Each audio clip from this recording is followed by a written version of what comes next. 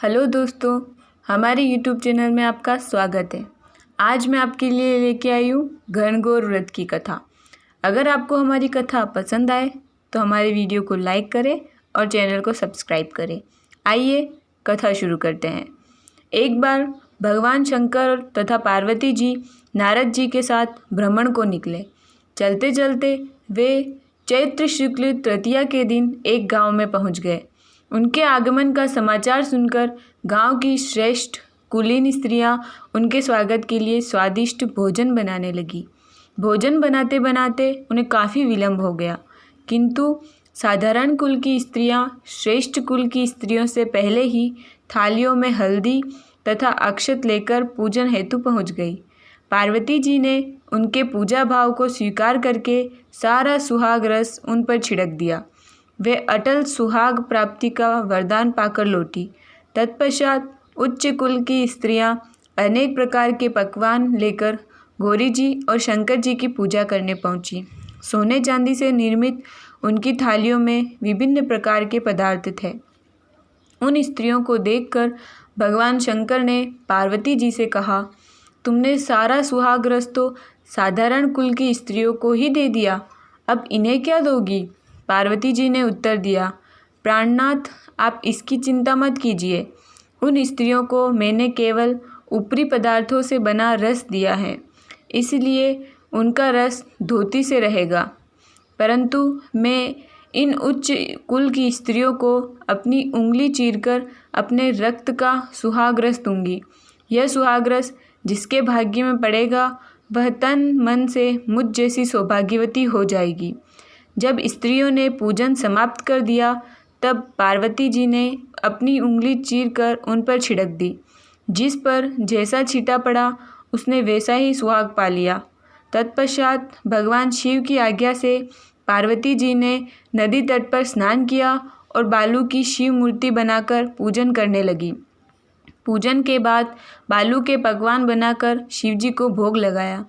प्रदक्षिणा करके नदी तट की मिट्टी से माथे पर तिलक लगाकर 2 कण बालू का भोग लगाया। इतना सब करते करते पार्वती जी को काफ़ी समय लग गया।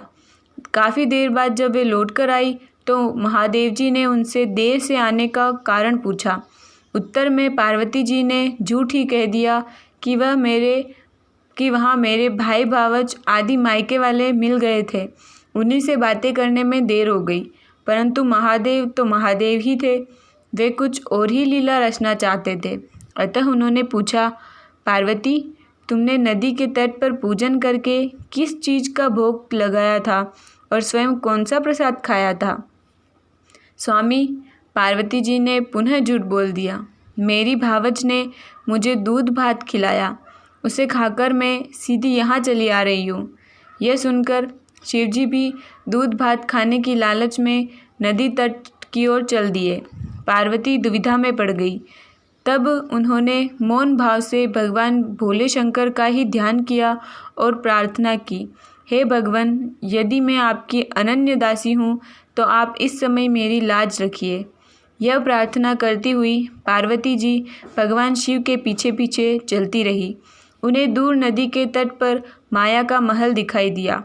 उस महल के भीतर पहुंचकर वे देखती हैं कि वहां शिवजी के साले तथा सहलज आदि सपरिवार उपस्थित हैं। उन्होंने गौरी तथा शंकर का भाव बिना स्वागत किया। वे 2 दिनों तक वहां रहे। तीसरे दिन पार्वती जी ने शिव से चलने के लिए कहा, पर शिवजी तैयार न हुए। वे अभी और रुकना चाहते थे। तब पार्वती जी रूठकर अकेली ही चल दी। ऐसी हालत में भगवान शिवजी को पार्वती के साथ चलना पड़ा। नारद जी भी साथ साथ चल दिए। चलते चलते वे बहुत दूर निकल आए। उस समय भगवान सूर्य अपने धाम पश्चिम को पधारे थे। अचानक भगवान शंकर पार्वती जी से बोले, मैं तुम्हारे मायके में अपनी माला भूल आया हूँ। ठीक है, मैं ले आती हूँ, पार्वती जी ने कहा और जाने को तत्पर हो गई। परंतु भगवान ने उन्हें जाने की आज्ञा न दी और इस कार्य के लिए ब्रह्मपुत्र नारद जी को भेज दिया। परंतु वहां पहुंचने पर नारद जी को कोई महल नज़र न आया। वहां तो दूर तक जंगल ही जंगल था, जिसमें हिंसक पशु विचर रहे थे। नारद जी वहाँ भटकने लगे और सोचने लगे कि कहीं वे किसी गलत स्थान पर तो नहीं आ गए, मगर सहसा ही बिजली चमकी और नारद जी को शिव जी की माला एक पेड़ पर टंगी हुई दिखाई दी। नारद जी ने माला उतार ली और शिव जी के पास पहुंचकर वहां का हाल बताया।